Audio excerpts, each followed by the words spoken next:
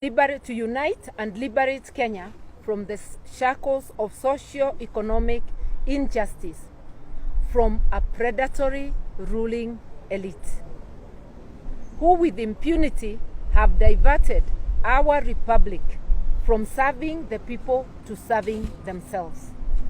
It is no coincidence that we meet at Ufungamano House, a sacred ground where the forces of unity triumph over tyranny.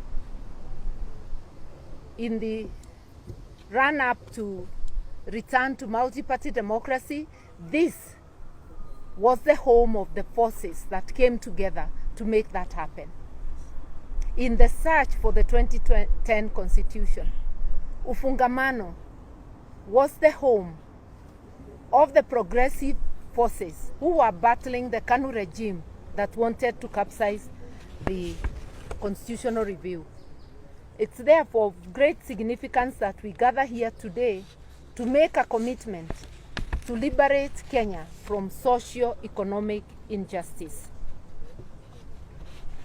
We are threatened by a regime that wishes to erase the gains we have achieved through our collective labor as Kenyans.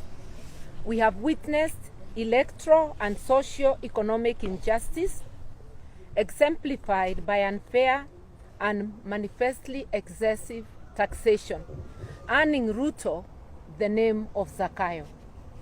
Even children now know that there is Zakayo who raids people's pockets and denies our children sufficient food to feed on.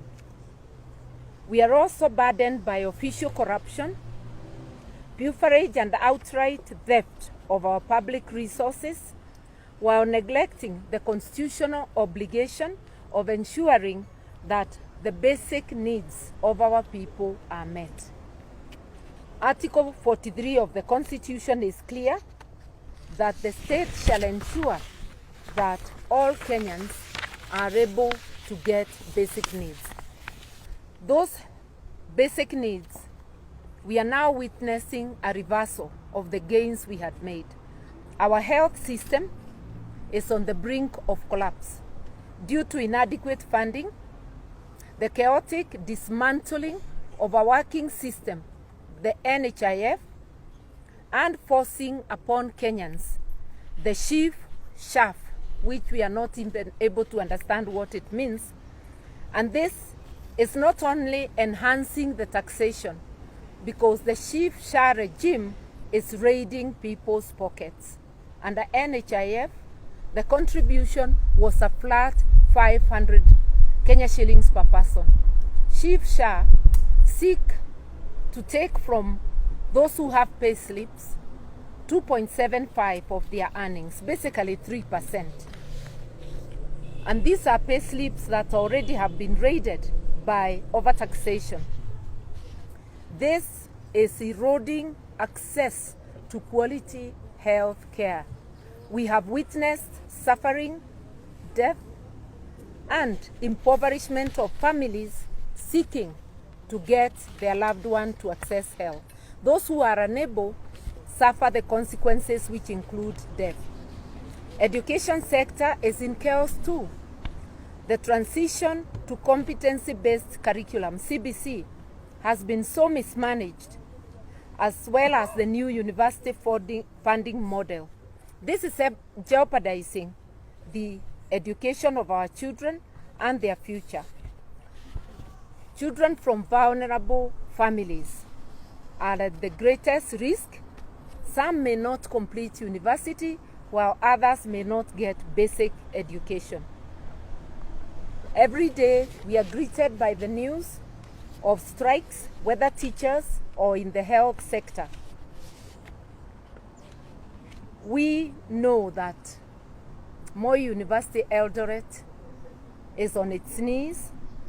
We do not know of a single learning institution, and especially the universities, that is not currently undergoing crisis caused by the chaotic manner in which the Ruto regime is managing the education sector. There are many other acts that the Ruto regime continues to commit, which violates our constitution. The emasculation of independent institutions only worsens the situation. Parliament and the judiciary are under attack. Parliament has actually morphed from a watchdog to a lapdog. Kenyans are on their own. It has taken more than 2 years to get the nation an electoral commission, the IEBC, after Ruto, through vendetta, dismantled the electoral commission and ensured that the 4 commissioners who had disagreed with the verdict of his win were hounded out of office.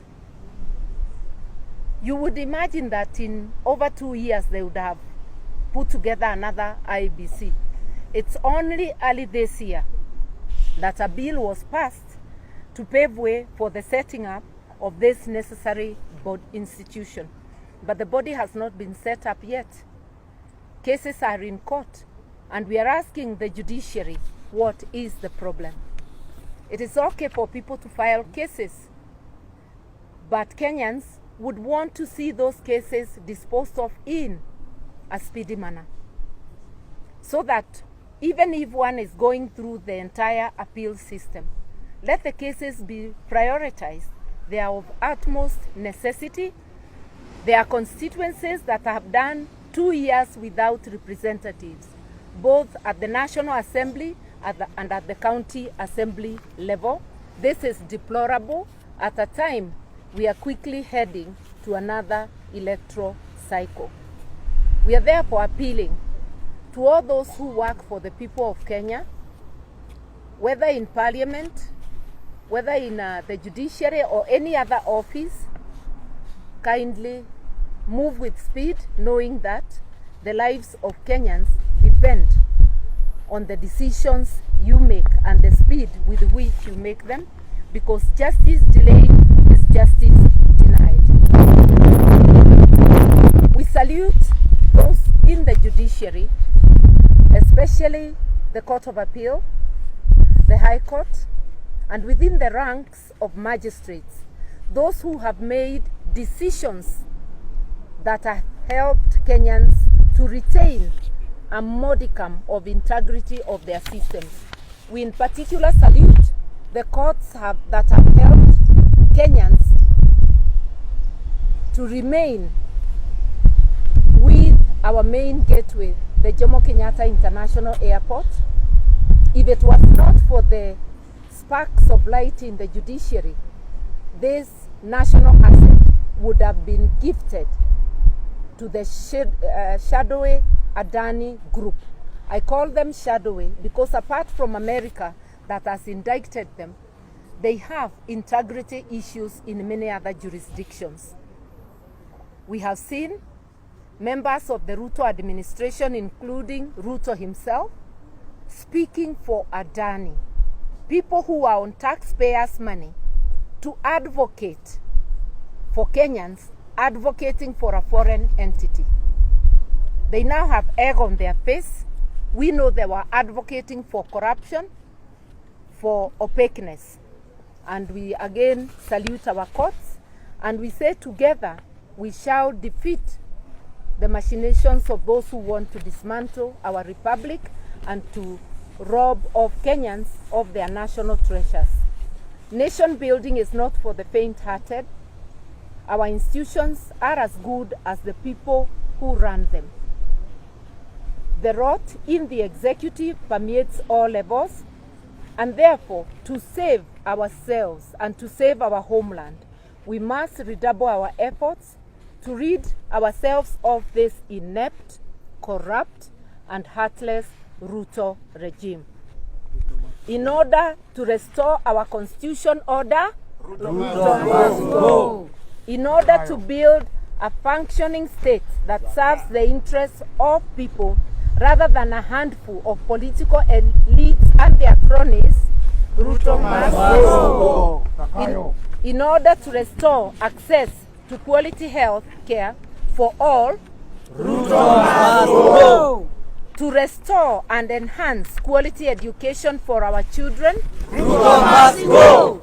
In order to strengthen our agriculture and agribusiness, and in order to feed ourselves. Ruto must go! In order to build a cohesive nation where every child, our youth, every woman and man have an opportunity to realize their full potential. Ruto must go! In order to release the full potential of our human and other resources, and to build a prosperous nation for all. Ruto must go!